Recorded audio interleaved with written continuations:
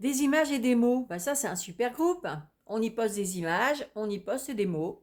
Et moi, aujourd'hui les filles, j'ai envie de vous poster un message pour vous dire qu'il faut profiter de cette journée, la journée de la femme, pour nous imposer et dire ce qu'on a envie de faire et surtout pour prendre des décisions, pourquoi pas.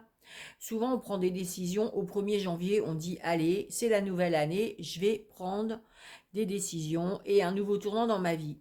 Mais aujourd'hui, c'est la journée de la femme. Alors, si on n'a pas pris de décision en janvier, pourquoi pas se rattraper aujourd'hui et se dire, je vais changer des choses dans ma vie. Et pourquoi pas se dire, je vais m'émanciper un petit peu et décider de prendre certaines libertés.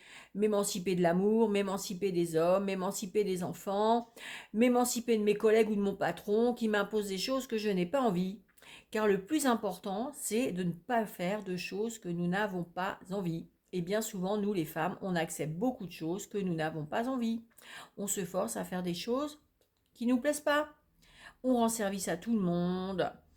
On fait des choses pour les enfants. On se sacrifie pour l'homme de notre vie. On met notre carrière de côté. Enfin, on fait plein de trucs. Et il faut pas. Parce qu'arrivé au bout du compte, à 60 ans, on fait le bilan et on se dit aïe aïe aïe, qu'est-ce que j'ai fait? Donc il faut réagir avant. Voilà les filles. Alors le petit message d'aujourd'hui pour le 8 mars, la journée de la femme, c'est on décide de prendre sa vie en main. On réfléchit, est-ce que vraiment on est en harmonie avec ce qu'on a envie de faire? Est-ce qu'on fait toujours vraiment ce qu'on a envie? Est-ce que nos mots sont vraiment en harmonie avec nos actions? Voilà.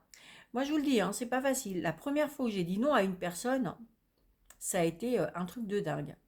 D'ailleurs, ma meilleure amie s'en rappelle parce que c'est à elle que j'ai dit non pour la première fois. Parce qu'avant, je disais oui à tout le monde. Je rendais service à tout le monde. Et des fois, mon emploi du temps, je m'en mêlais. À force de vouloir rendre service à tout le monde, eh ben, je finissais par me fâcher, même des fois, parce que j'en pouvais plus. Et une fois, j'ai dit non, j'ai dit stop. Oh, ça m'a fait un bien fou. Je vous assure que le jour, la première fois où vous dites non, vous vous en rappelez. Moi, je m'en rappelle toujours, hein, et pourtant, ça fait au moins 10 ans. Et même ma meilleure amie, des fois, on en parle. Elle me dit, tu te rappelles la première fois où tu m'as dit non? Je dis, ouais, ouais, je me rappelle très bien. Et c'est génial. Eh ben oui, il y a des jours où il faut savoir dire stop. Stop à ce qui nous embête. Stop à ce qu'on n'a pas envie de faire. Voilà, donc c'est ça.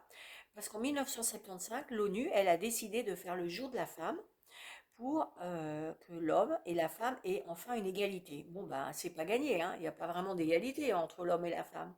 Mais ben nous, il faut quand même qu'on essaye d'être égal. Il faut qu'on s'impose.